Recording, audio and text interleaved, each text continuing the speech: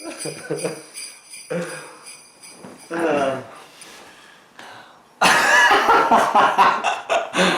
Strategy Battle Gamers, to another GBHL YouTube channel video. You are here with your channel host, GBHL James, and this week we have a very special guest. Very special guest, all the way from the Chinese version of Lapland and North Pole, Santa Goblin. Nicholas. Merry Christmas, everybody. Merry Christmas. This is, of course, our last Speak Friendly question before The festive period, isn't it?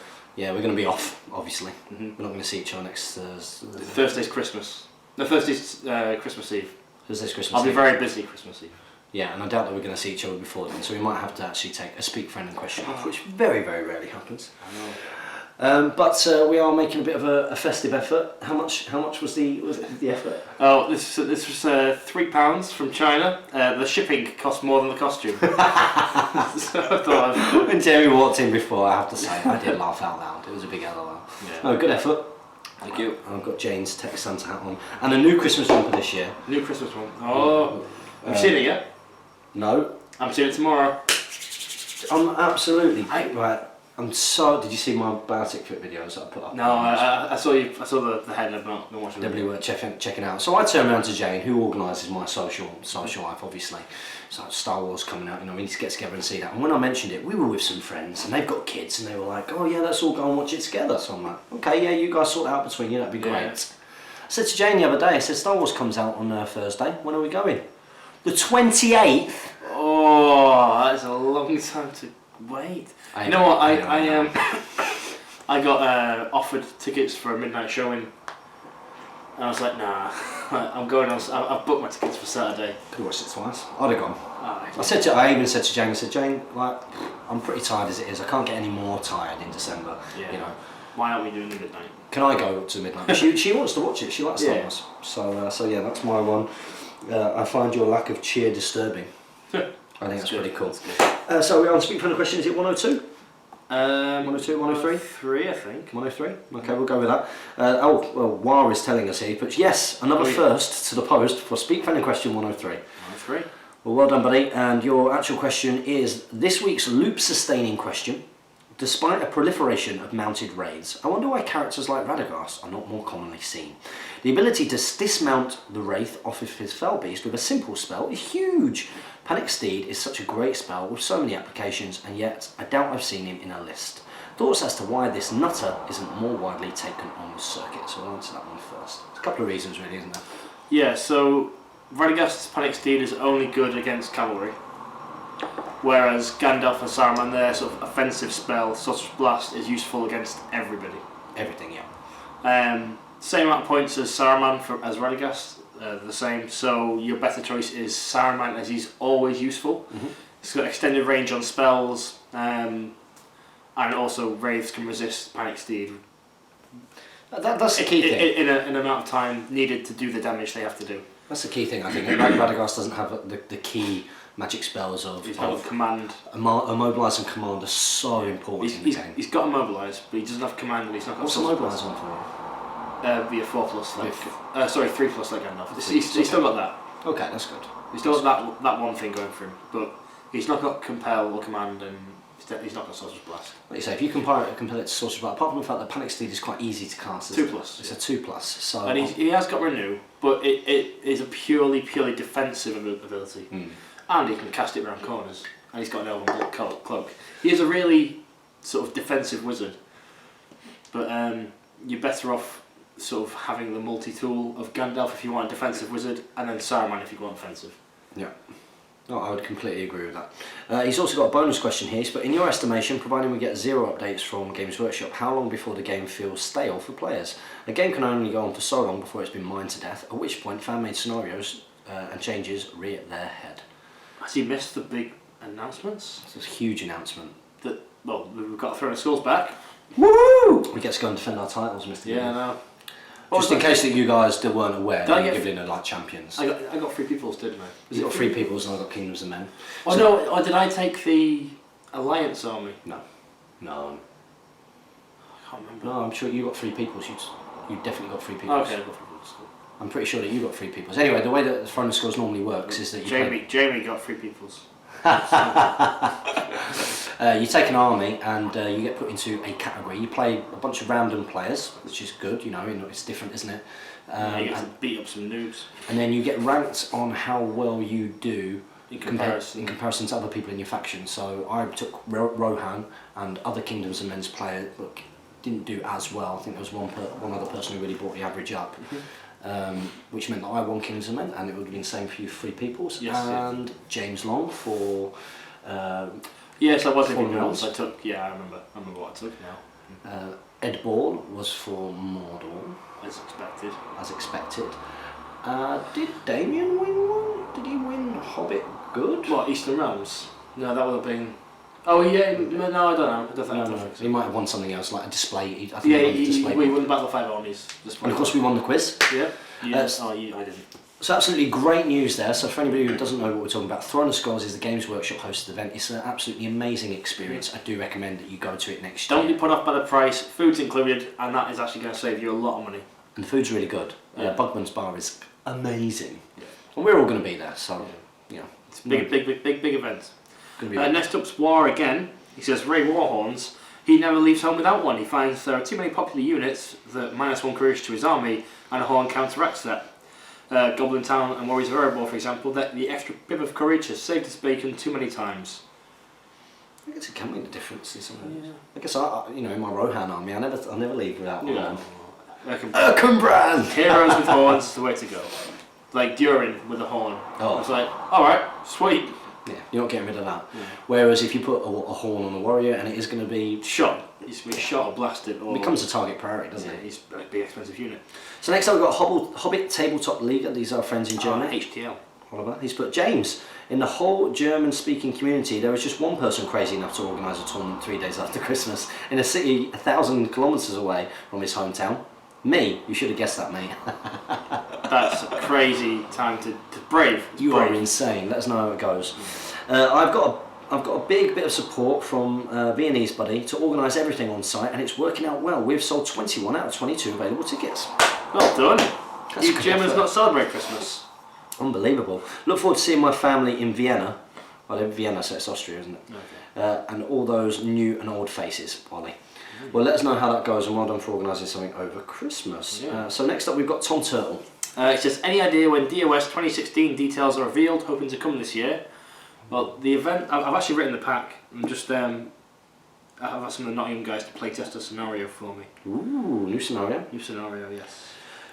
Is it this weekend? It's the 23rd and 24th of April, yeah. Yeah. 23rd and 24th of April.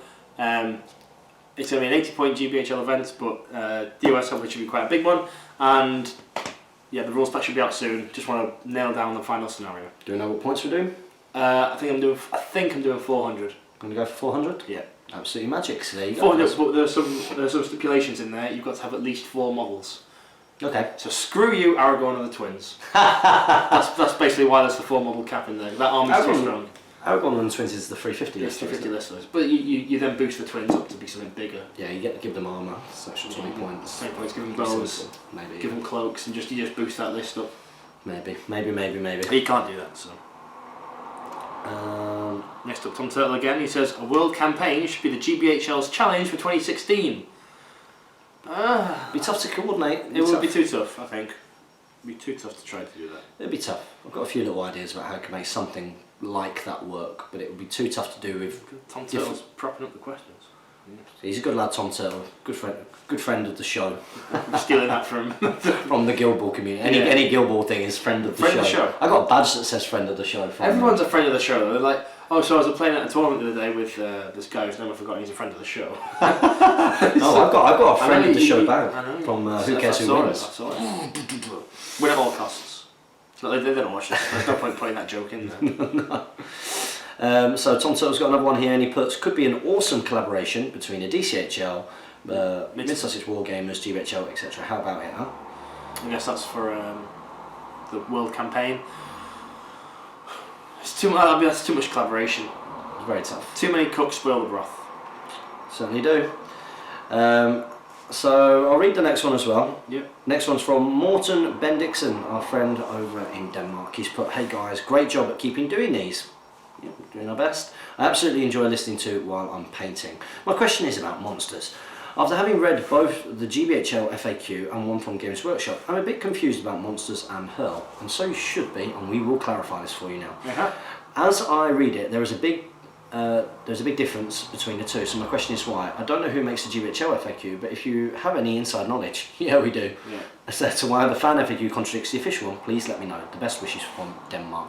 Wow, there was this wonderful thread, wasn't there? There was, yeah. Well, let's start off with the Games Workshop official way. When they first wrote the rules and first FAQ'd it, they said that the monster picks the model up and throws it from anywhere on the base.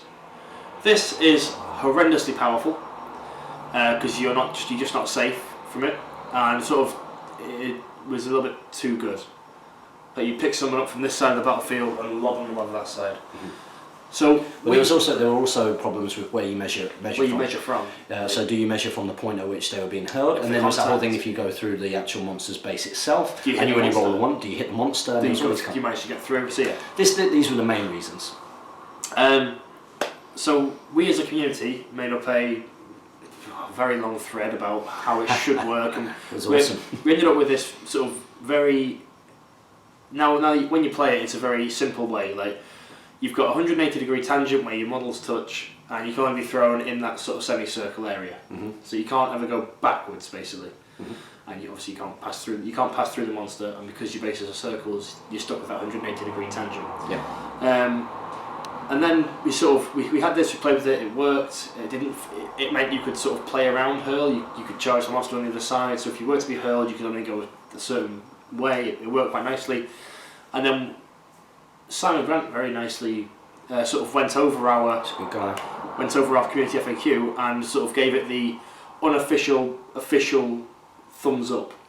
Yeah, it was something that was posing a bit of a problem to players from the original rules.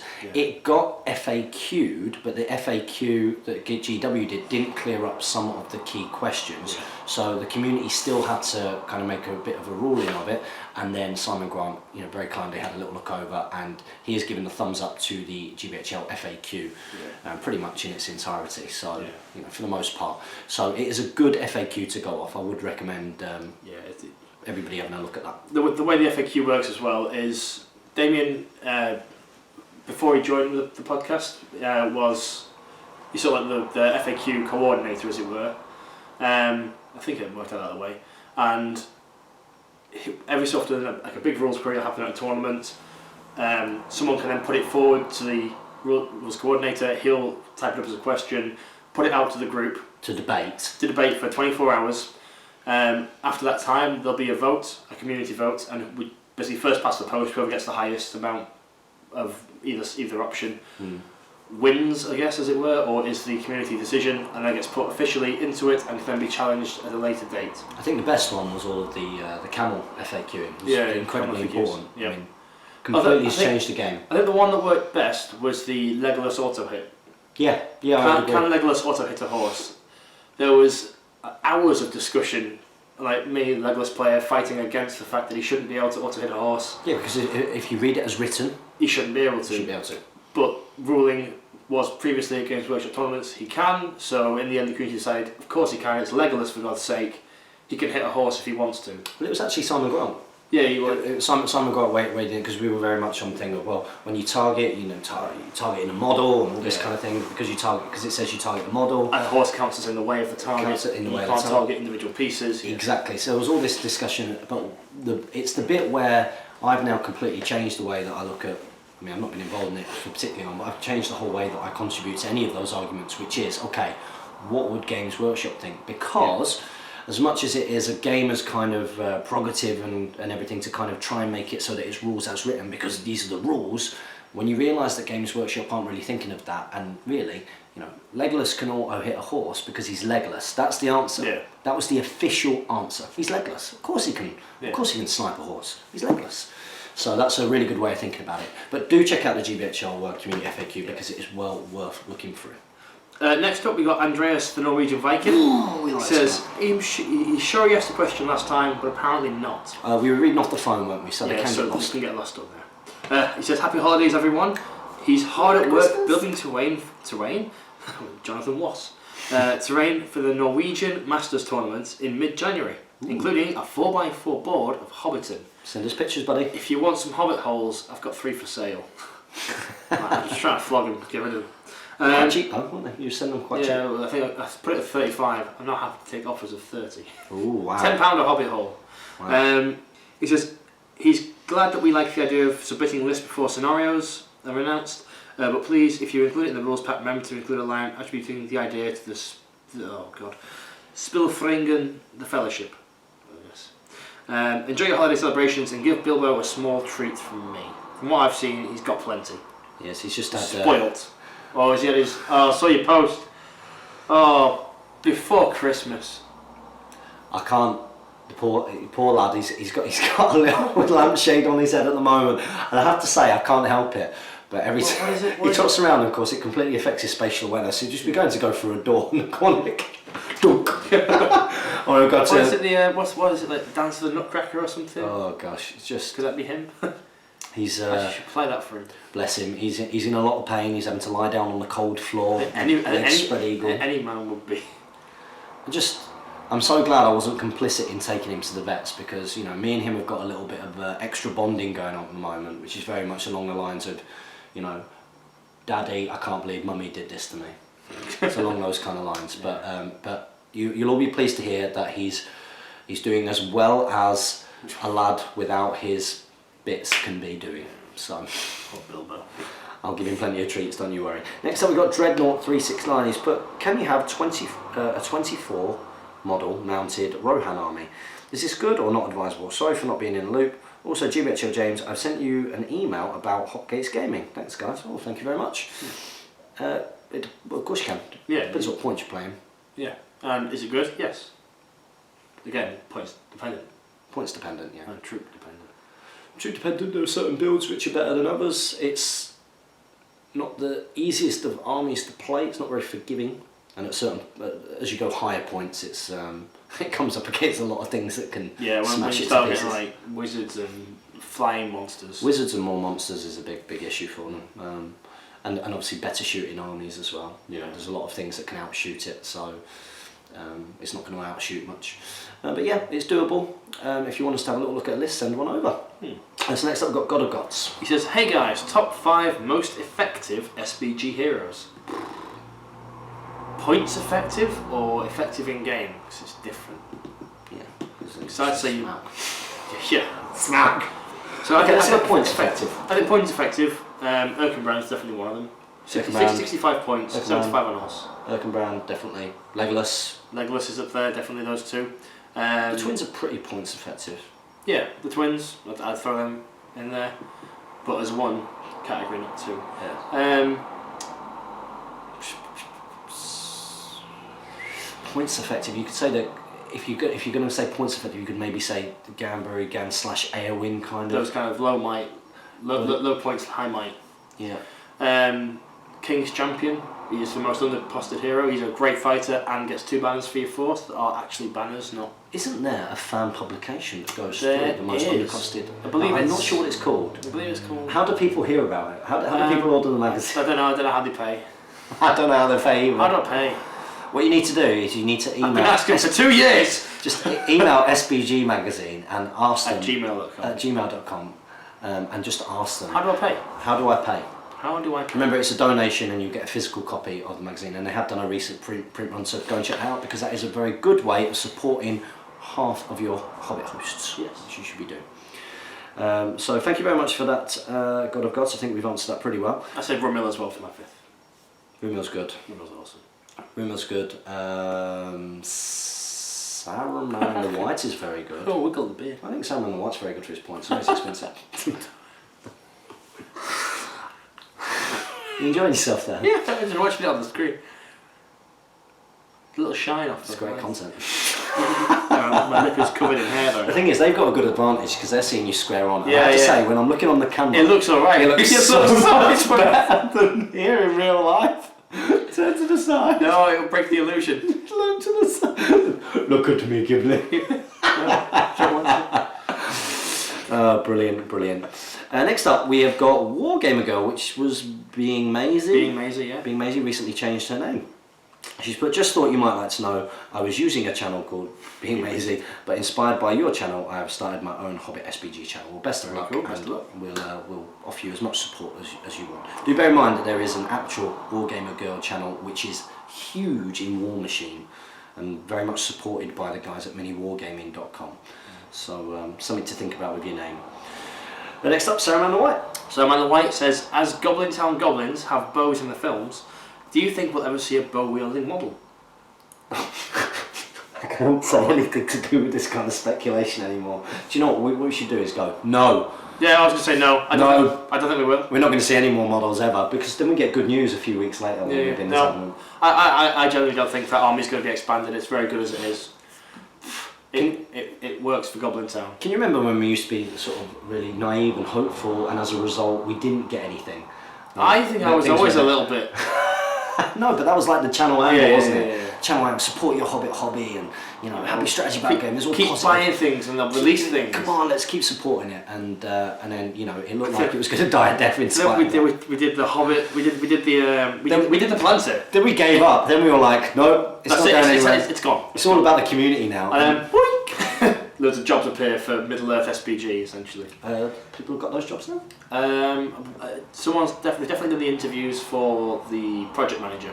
I'm not sure about the other ones. Very exciting, and Zone Scrolls News very exciting as well. Yes, very exciting. I don't think we'll see Goblin Town goblins with bonnets. They don't need them in that list.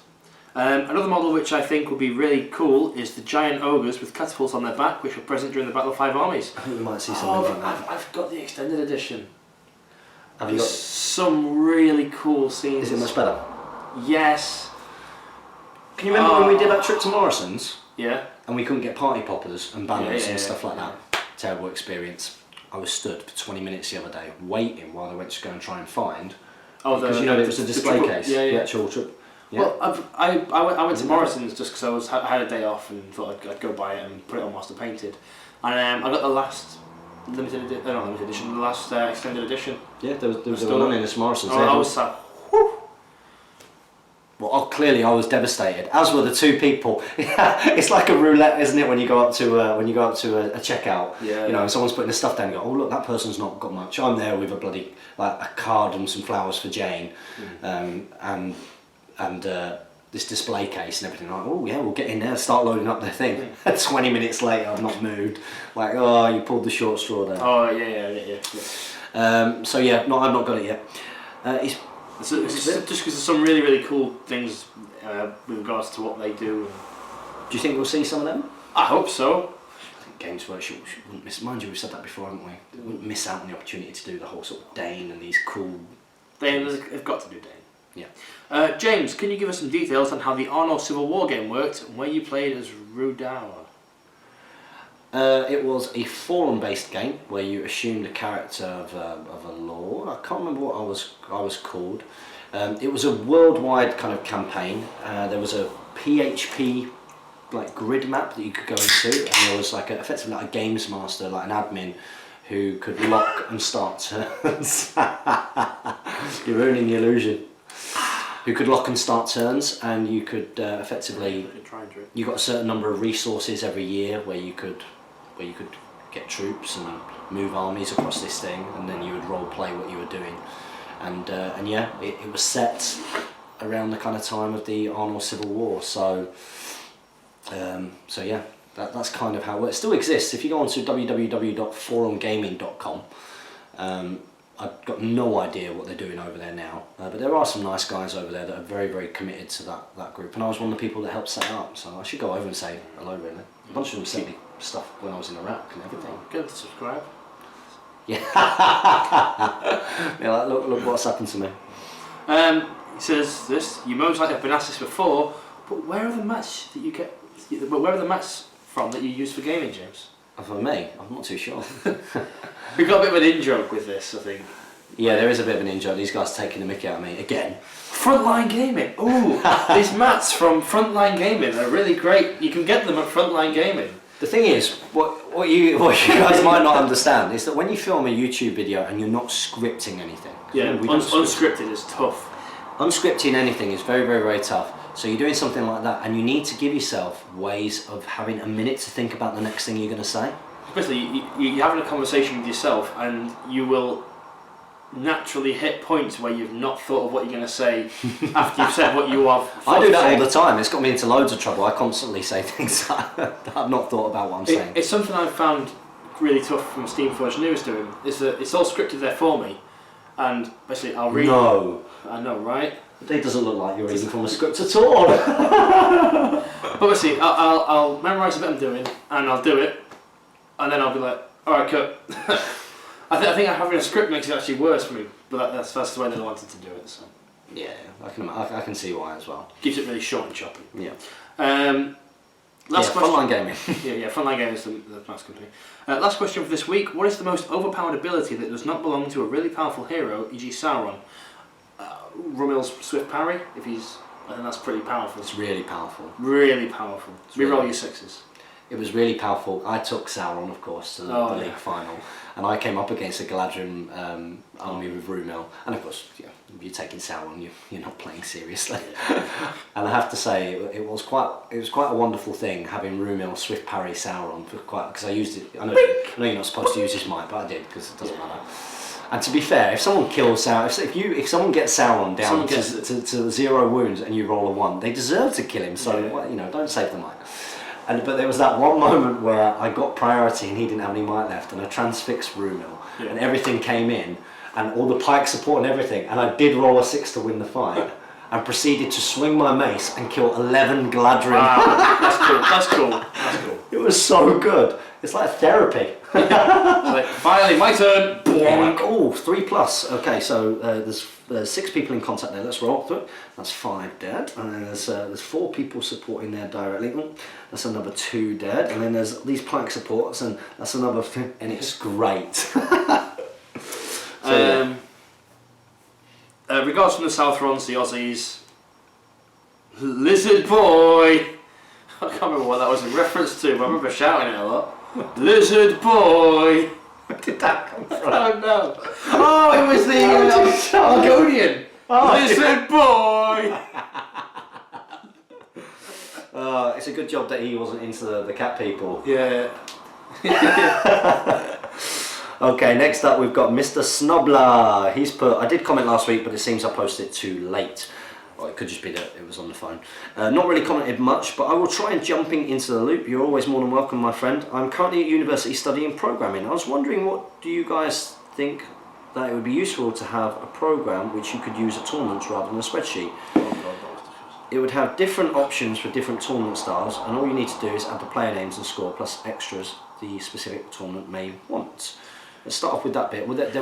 There's quite a few out there already. Like, if you Tiebreak and challenge. Tiebreak and challenge. Definitely go check out Tiebreak. That's the one I'm really big on at the moment. I really like their way of doing it, and even challenge in some regards of it. I'm not a huge fan of the way that challenge does its rankings. It does it bracketing, because what it does is it brackets. You even if you choose for it not to seed, it's a weird thing where, like when we play Swiss ranking, everybody plays each other, the 2 people who've got the most amount of points should play each other next. But the way that it does it is it does the person who's got them, so it takes everybody who's won, and the person with the highest number of points who's won the first game plays against the person with the lowest number of points, and it brackets it that way, which is a little bit... It's a bit odd, because essentially your better players get an easier game because they've beaten people who've only just scraped to win. Yeah, well, it's not true in any sense, because you could have played a really fortunate scenario, but it is very odd. And when the brackets don't match up because you've got an odd number of players, then you start taking people from other brackets, and it has a massive knock-on effect down the list. Yeah, I'm not a huge fan of it. I can see why people use it because it's an easy system to use. Something that's really good for How does tournaments. tiebreak work? Is it Tiebreak Swiss. Is it Swiss as we know it? As we know it, yeah. Okay. So you can figure out who you're playing. Right. Okay, that's cool. Yeah. So something that's really sort of good for if you're looking at making a tournament system is the different ways of ranking a tournament. So you're using your total victory points scored, your victory point difference, what's it called, strength of schedule, and the one thing that I really like is if the place has Wi-Fi or some sort of, you've got people have got 4G and data, that an app would be the best thing. It's not out there yet, but being able to check the draw on your phone, being able to check what table you're at on your phone. Yeah, that'd be cool. Like an app would be the most ideal thing. So you go right, send to app or send to players, Yeah. and every player would then get like a boing, and Yeah. they go, okay, oh, I'm playing James, and we're on table 5, so I'll go there now. Rather than like in most tournaments for Hobbit going, all right, table 1 is gonna be. Yeah. I think knowing which table that's always a thing because you always go up to the TO and go, sorry, what table was on? Yeah. Sorry, I didn't hear. I wasn't listening. There's 70 odd people. Why weren't you listening? Because I was shouting it out for everyone's. So I didn't get I'm just guilty for it because I'm half deaf. I think at every single tournament, by the time it gets to the end of the draw, I've forgotten. Yeah. I'm like, I'm sure I was either 7 or 8 or. Yeah. And you get there and you play them. Well, if you're thinking of programming something, that would be my my recommendation is something that can ping out to your players' phones to tell them you're on table this. Yeah. So, but also in regards to tournaments, I recommend people go along just for the experience. Yep. Definitely. Most definitely. The best stat by a million miles at the end of this year is that there have been well over 90 new people. That's great. Attending tournaments. That is so good. That is so good for the future of our hobby and being able to get together and play this wonderful game. It's a good opportunity for both of us, really, I suppose, to say thank you to all of the TOs out there that have run tournaments this year, and for everybody who's attended the Great British Hobbit League. Yep. Because it's, as players, it's just been incredible. Yeah, it's good. It's good to have easy opponents. Well, we've been bobbing along the bottom. Yeah. We've hardly been to any this year, really. Not like the last year, but we went to pretty much nearly every single event. And competed as well. Yeah. I think I competed at 3 this year. competed at 2. You tell yourself that. I did. I competed at Longbottom and competed at Stirling. Yeah. And the rest, no. Yeah. So, well, Nova, you can't really count that. Yeah. It'd be great if you could. Yeah. It was originally going to be a list question, but that will have to be wait till next week. Look forward to it, Jamie. Yeah, okay. Is this Gethin? Gethin Watkins. Hello, Gethin. We love you. Hope you're okay, buddy. Merry Christmas. Merry Christmas. Oh, look who it is. It's Jeremy Smith. It says Merry Christmas and Happy New Year. Happy holidays. Happy festive season. Von Ryan's Express is a great World War II film that stars Frank Sinatra. Yes. Not seen it. Not seen it. The Green Berets is a Vietnam film. If Santa was to bring you a Hobbit box set, what would it be? For Jeremy Smith, he says it would be Radagast on Eagle. It's not a bad shout, I suppose. If I was to get a Hobbit box set, Santa would send me Smaug. Smaug. Can't have enough Smaugs. No. I might actually take mine back today. Oh, wrap it up. Wrap it up with I this. bought you this. That's a well good idea. That is a well good idea. Santa's come. I'm gonna do it. Because Jane can't be angry with me on Christmas morning. This is a great plan. Unbox it. This is great. I'm gonna do it. I'm gonna get the camera out. This is gonna be extra content. It'll be a day's worth of content. It's Christmas Day filming. Christmas Day film. You get to see how awful we'll look on Christmas morning after being up with Jane's mum all night. What, drinking. your pun? No. Listening to Elvis.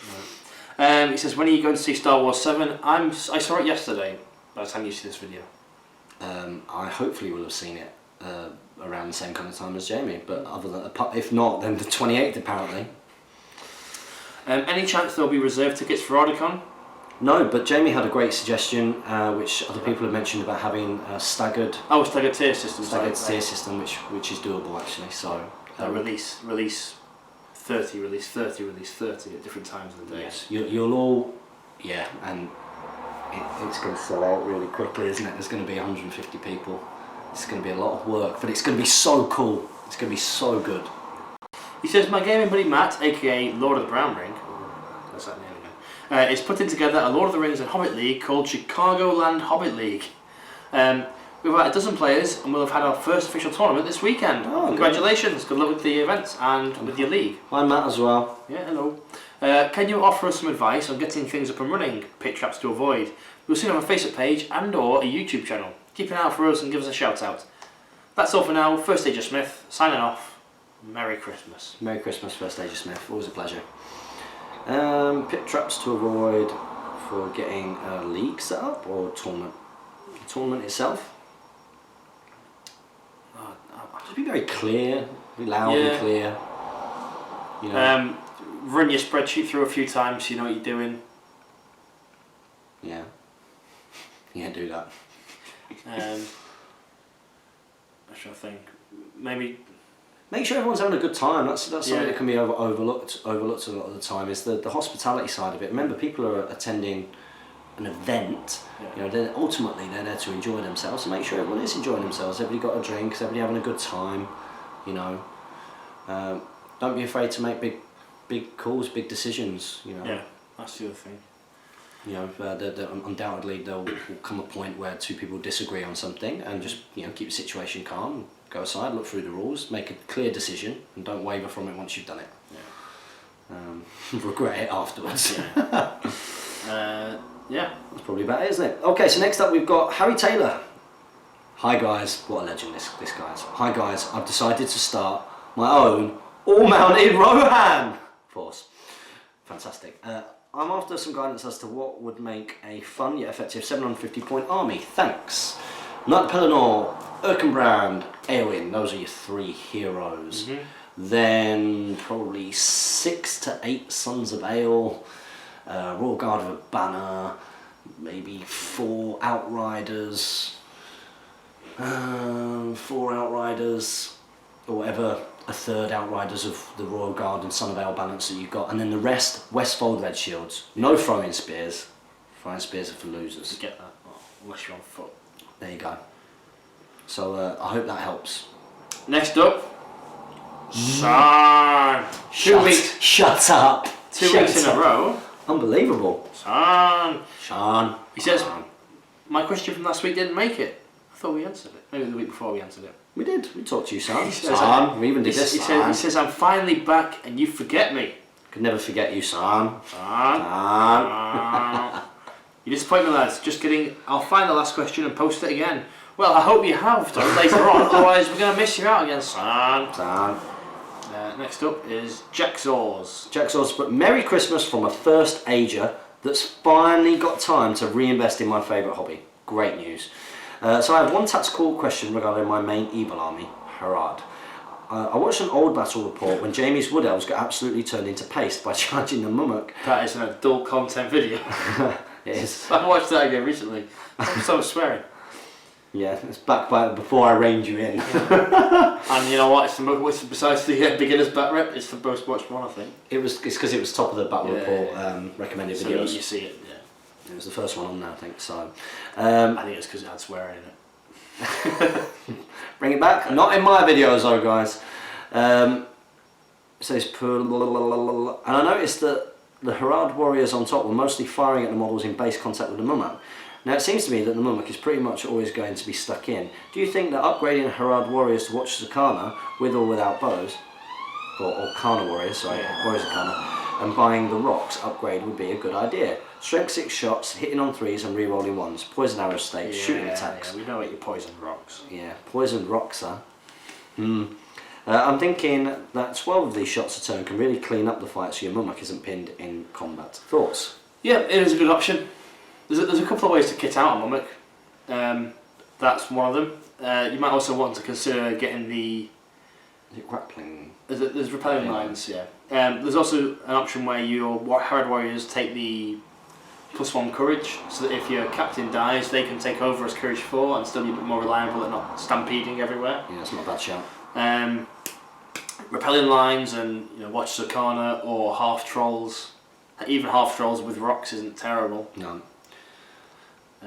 Good to see another Mummock player out there. Yeah, right. I'm sure Dan Entwistle will be happy. They're gaining popularity. Well, they were part of the sell-off, weren't they? The Black Friday. Yeah, Black Friday. Never seen that. I've never seen Games Workshop do a sale before. No. Unbelievable. I know, right? Next up is Matt Patterson. He says, "Hi guys, Merry Christmas from New Zealand." Merry Christmas, everyone.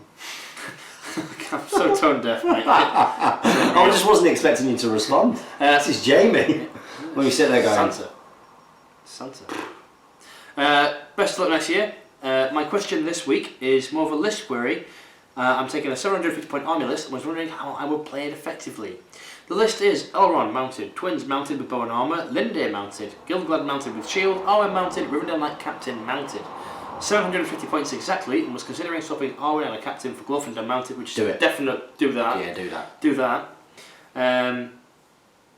Okay. Could you? I can talk from a little bit of experience from Mansfield. So don't get me wrong, I wasn't going to Mansfield to be competitive, but it was a 750 point tournament, and my good army. Like, you could look at it if you didn't play the game regularly. You could look at it and go, wow, look at all that might and stuff like that. You know, whoa. But if you're going to take an all-hero army at 750 points, you're going to come up against magic. Yep. You need a caster. You need a caster, because otherwise things just get shut down. And also what you need is you do need the 3s in all the right places, and where you can, defense 7. Yeah. And even better, if you can get a hero who's got like some kind of +1 to wound. Yep. Whatever makes your life easier, whatever reduces what you need to roll on dice, for better. 3s in all the right places. Lance is the Lance, best one. defense 7, Lance, just so, and a caster. Like Saruman on horse would have made such a difference in that. Like, just being able to counter magic. You know, transfix their caster. Yep. Burn their will on resisting that rather than just free casts. Yep. So I even found that the twin, you know, although the twins, we said before that they're so points efficient, defense 6 and having 2 fate, 2 wounds at that points level, you know, is reasonably brittle. They're probably the only 2 wound heroes besides Legolas who can make it into an all hero list. Yeah, they are. So when you go to those points, you want to start thinking about the guys who can take Glorfindel, Gilgalad, Aragorn. You've not got Aragorn in there. Aragorn's, you need him. Yeah, you do. Want that 3-pointer might. Winner. Heroic movements every turn. Aragorn at 190 is for winners. Aragorn at 190 is incredible. Yes. Next up we got Dave Egan. Dave Egan's put, hello again, James, and whoever else is with you. Well, it's clearly Santa. Ho ho ho. Ho ho. Has Dave Egan been a good boy this year? How's he heck? I think he's been good. He's been going to quite a few tournaments, and he brought Smaug and played him in a fun way. Yeah, it's true. It's nice to see. So last Speak Friendly question before ye have a wee Christmas break.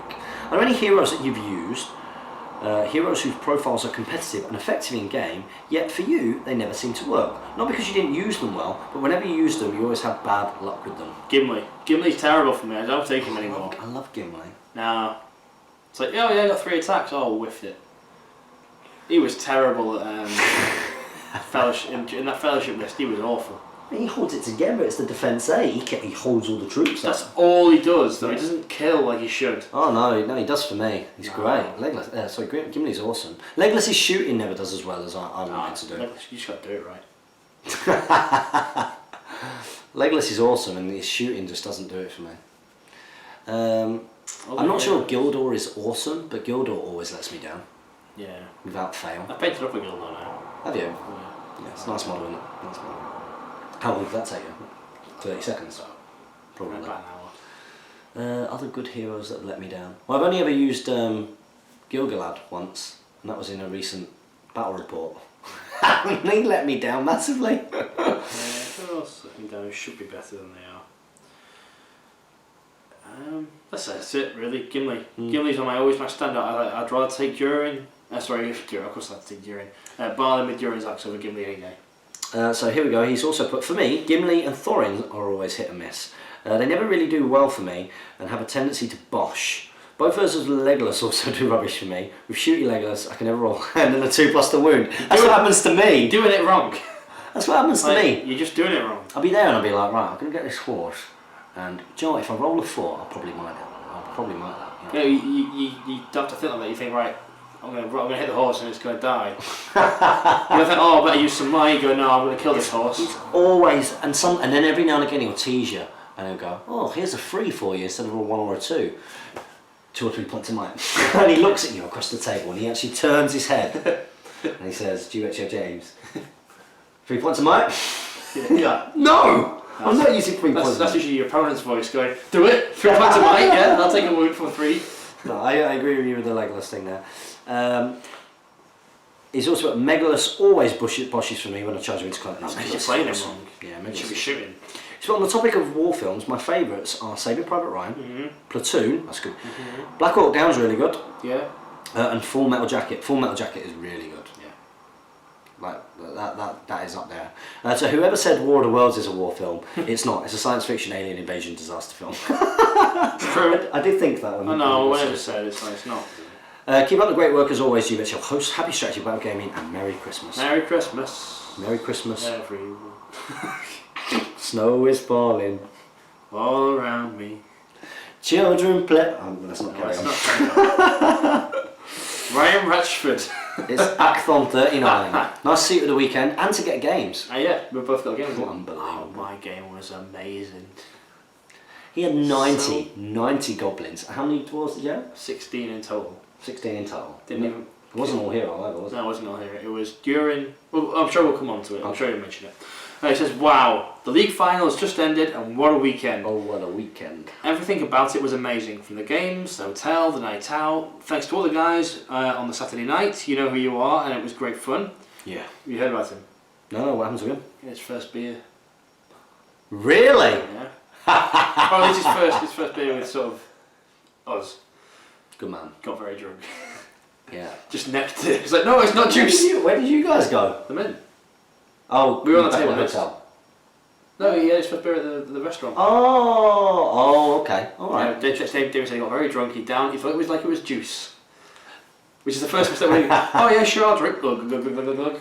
I'll tell you who's a legend, Ryan Hobbit Hinch. I love that lad.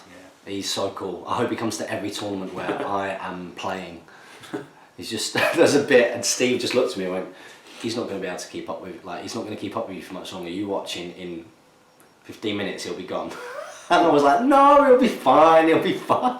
And there was a moment, and Steve just looked at me and went, nodded his head, sort of gone. And Ryan was down there like that. His head was down. And he thought that he was out. And what he was doing was, he was like, no, I'm alright, I'm just tying my shoelaces.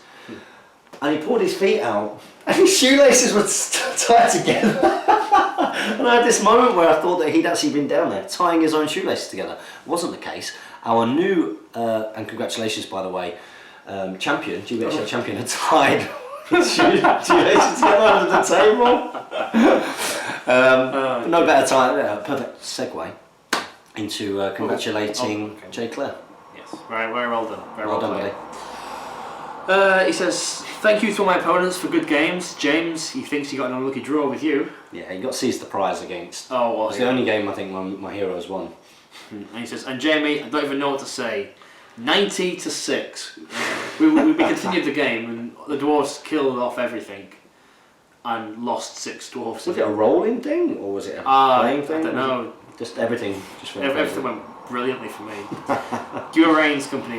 It's called Durain because I was using the Durain profile, but the Dane model. Yep. Okay. So, basically, Dane or Durain was leading 8 Iron God warriors, a banner with shield, and a Vault Warden team. Okay.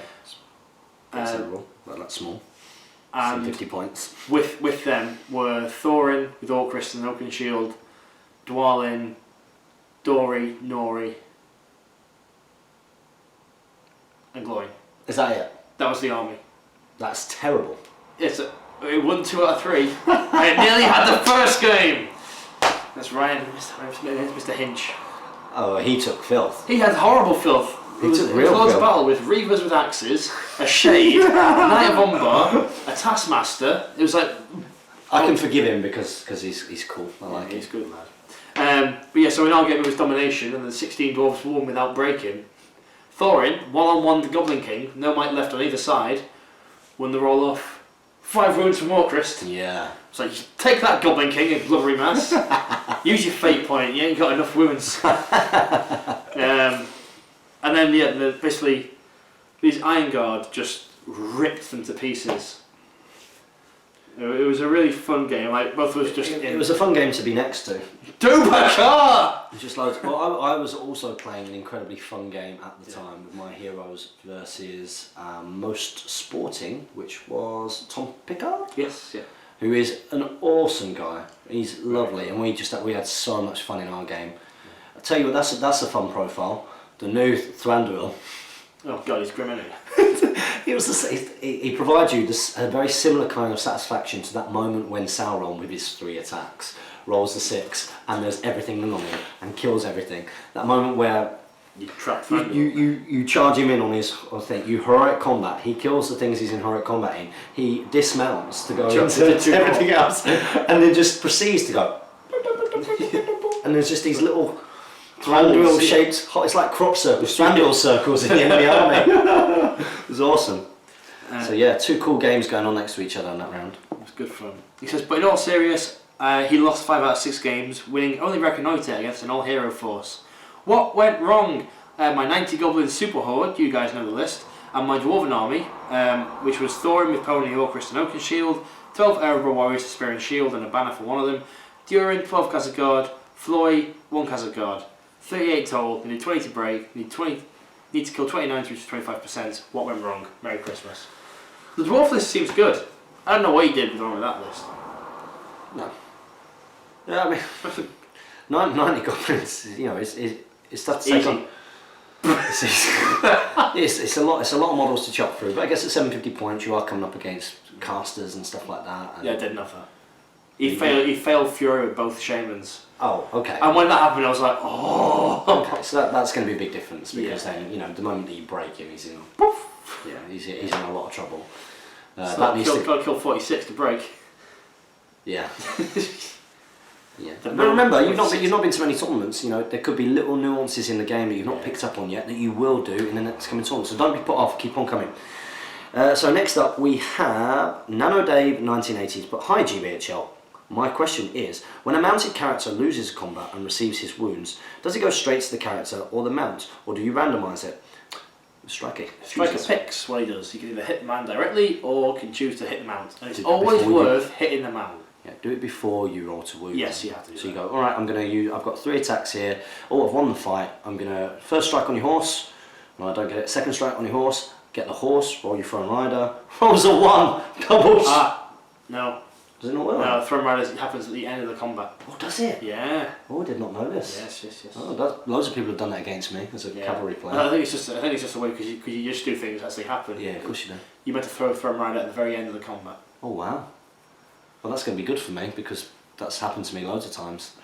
And then so you just pick and choose where you put your attacks basically. Second question. But next question is to do with how armies look. Do you prefer to see colour schemes from the films or random colour schemes? As always, keep up the good work. Hope you both have a great Christmas and a happy New Year. Thanks, Dave. Well, thank you to you. Best wishes. Merry Christmas.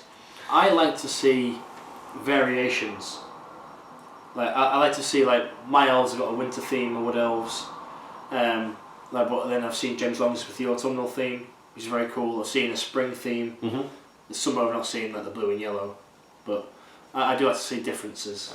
I know what you mean. I think when you're attending a tournament, you want to see as many different styles of army as you possibly can, because then people's armies kind of assume an identity. So you know, like if you're going to play against world champions, elves, you've got the blue, you've got the snowy kind of silver kind of look. You know, if you're going to play against my Rivendell Knights or James Bourne's Rivendell Knights, to look completely different. Yeah. You know, so. Your armies get a bit of an identity. At the same time, I do like original colour schemes, but I think when you're going and doing tournament play, it's quite nice to see that each army has character which is then identified. So like, it was really good seeing young Luchtenberg, our friend over his dwarves. His dwarves, his orange dwarves. Nederland themed dwarves. They're really cool. They're very cool. So stuff like that is very, very, very cool. So thank you very much for that. Next up is King Bonsai. He says, hi, I'm starting the hobby. Welcome. Building a dwarven force, both old and new, and would like advice on how to build and play it. Also, could you do a Hobbit week like the DOS and Free People's weeks? As well as army guides, mainly army through a mix of old and new dwarves. Thank you. I have done that one. In the early days, I think we did reviews. Either will have done it. We did. We definitely did Desolation of Smaug.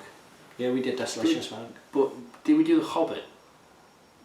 I don't think we did. Check out, we will have done, but in a different kind of way. What we will have done is we will have gone through unboxings. We pretty much it unboxed was every the single. unboxing, wasn't it? We unboxed nearly every single profile. Now you do need to look back and don't be too shocked because we do look very different, I mean, especially Jamie. Yeah. Your beard's a little bit more like some of those. Bit darker. But go and check out some of those old videos because we do talk about a lot of those things. Check out the unboxing playlist. Lots in there. We discussed quite a lot about those. Dwarves, how to play them. Just sit up on the 12 inch, so sit up on the middle line, get into combat as soon as possible. Or if you've got a lot of bows, you can outshoot people. Depends what dwarf style you're going for. Yeah, if you're mixing up the old and the new ones of course got the advantage of having the spear support as well as defense 7, try and rely on that defense 7. The new ones, you're probably going to be a smaller force when you've got dwarves, so it's always worth having a banner, I think, for dwarves, because it tends to be a smaller force. Yes, your heroes tend to be pretty good and quite cheap for what they do, but you will struggle in certain scenarios because you'll lack on mobility and numbers, so just some things to think about. Don't split up your force. Unless you're playing domination, then you need to. And then just do it right at the very end. Almost have a block that kind of moves around and tries to cut off space. You might chuck off a couple of dwarves, maybe a couple of Khazad guard. That's expensive, but chuck off your Khazad guard or bodyguard. They go back, they look after you, and then just move towards the enemy. Just don't break. Yeah. So cheers for that. Now, next up we've got Larry Miller. Hello, Larry. Oh. He's got on a rating 1 to 10, with 1 being very excited and 10 also being very excited. How excited are you about Throne of Skulls? Oh, probably a 1. Yeah, probably very excited. Yeah, very excited. This is... It's so unexpected. It's just... unexpected journey to Nottingham. I'm not sure. Like, is it more unexpected than when we saw the Middle Earth? Get your hat back on. It's got an itchy scalp. Oh, poor you. Oh, look at that. That's a hairstyle and a half, isn't it?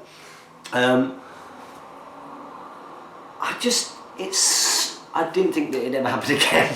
No, I thought I'd attended the last one and that I would forever be, But I think it's a great idea to do it, because obviously it shows support, and again we can really humdrum this for the next couple of weeks. Go to Throne of Skulls. Like we said it last time, show your support, go to it, let's make it bigger than the last one. Yeah, yep. And it's a fantastic venue to meet people, so we all have to go to Throne of Skulls. The venue is incredible as well. You walk in and it's like being on the inside of a castle. Bugman's Bar is something special. Have you been since it got renovated? No. No, it's changed. It's better. Much Oh better. gosh, it's gonna be like the first time all over again. Yeah, it's really cool. Make sure you get to Throne of Skulls next year, guys. Next up is Tom Turtle again. He says he's just booked his tickets for Star Wars. Only now is the full realisation hitting me that my annual seasonal trip to the IMAX will no longer be to see a Middle-earth film. Well, it's only been annual for 3 years, but as excited as I am for Star Wars, I felt rather melancholy as I pressed enter to buy the tickets. Anyway, for obvious reasons, a Star Wars related question this week. What is your favourite Star Wars film and why? Also, will you be going to see Force Awakens? We've already answered that. We've already answered that one. Yes, we are! We can't Favourite wait! Star Wars film? It's easy for me. It's A New Hope. I don't know. Return of the Jedi, I'm going to say that. That's the one I remember. Very good. It's very, very good. I think, for me, and I used to have the trilogy on video. You're going to say Phantom Menace, aren't you? No. Are you for real? Don't be stupid. I don't think anybody would say the Phantom Menace. You're going to say Phantom Menace, aren't you? No, I'm not going to say Get out of my house. I'm definitely not going to say the Phantom Menace. A terrible movie. Not as terrible as the ones that came after, though. Right. No, it's better than 2. It's definitely better than Attack of the Clones is the worst one by a million miles. But you can't even. I don't even look at them and see them as Star Wars movies. To be honest, just see them as some kind of like thing that I could rather forget about. Empire Strikes Back was the movie that ended up getting chewed up in the videotape player because I watched it that much. I loved Empire Strikes Back. I loved the colour palette of it. I loved all like the snow stuff and everything. I just thought it was amazing. And I love, and I just, it is all the walkers and everything. For me, it's the speeder bikes. Oh, yeah. As a kid, I used to love imagining zipping through a forest on a speeder bike. But it is. I think that's one of the cool things about it. If you go across all 3 movies, you've got 3 different colour palettes. The first one's all very deserty and everything, and then you've obviously got the contrast of being in space, which is obviously very bland. Yellow black. Yeah, exactly. But then you've got that white black in that one, and then the green black. Yeah. But they're all incredible. I'm saying Empire Strikes Back because I'm a Darth fan. I am Darth Vader. Return of the Jedi. Next up, Rob Camp. Robert Campus, but wow, what a few months this hobby has had. It certainly has.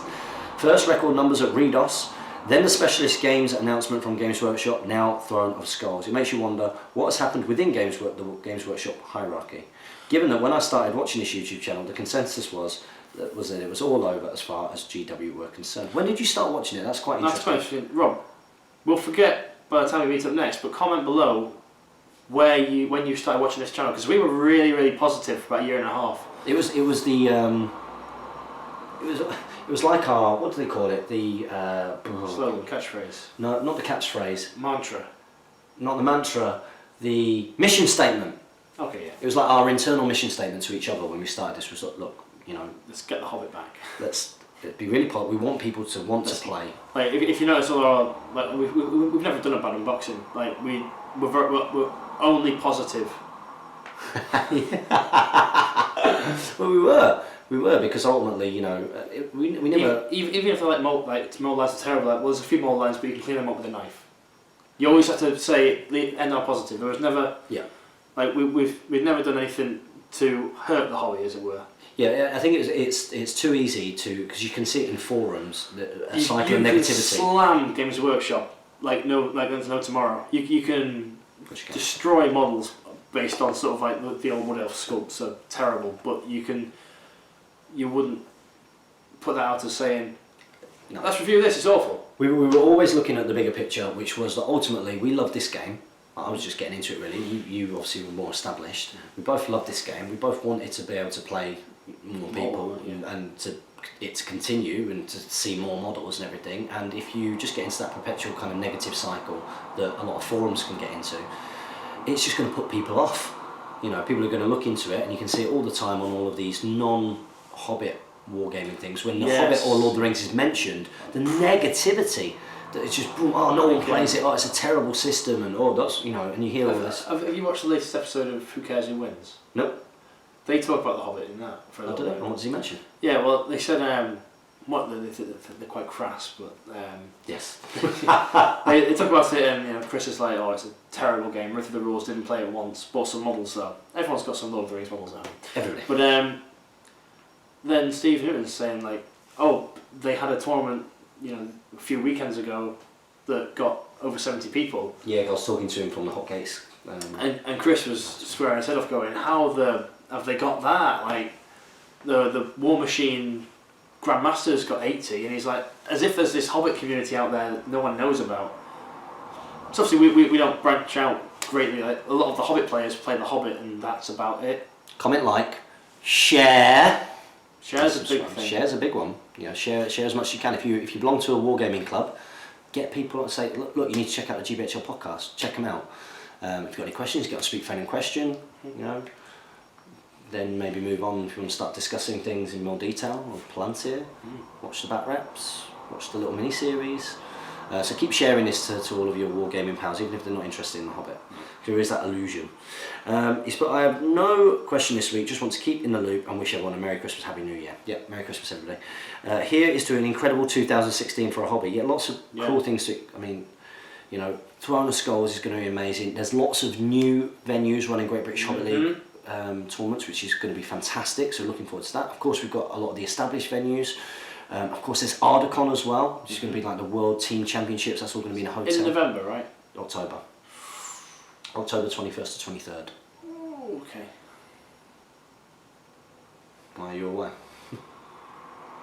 I'll have to check see when the Steam Forge convention is. I think they're doing it at the same time, I think. Oh! Sorry, buddy. Oh! Well, I say sorry to you. In my mind, in my heart and soul, because I saw that get announced the other day, actually this is really terrible for me, because I'm going to need lots of help. But what I'm probably going to do is speak to a lot, because it's more of this is going to be a joint effort. This is more of a showcase of the Great British Hobbit League rather than an individual tournament. So I'm going to be involving all of the TOs who want to be involved. Of course, you might think I'm not helping that character, but I'm going to be involving all of the TOs from the Great British Hobbit League as much as I possibly can, and trying to make it represent how good our league is and celebrate all of the wonderful things of the last couple of years. So, am I talking about Ardacon again? I think I am.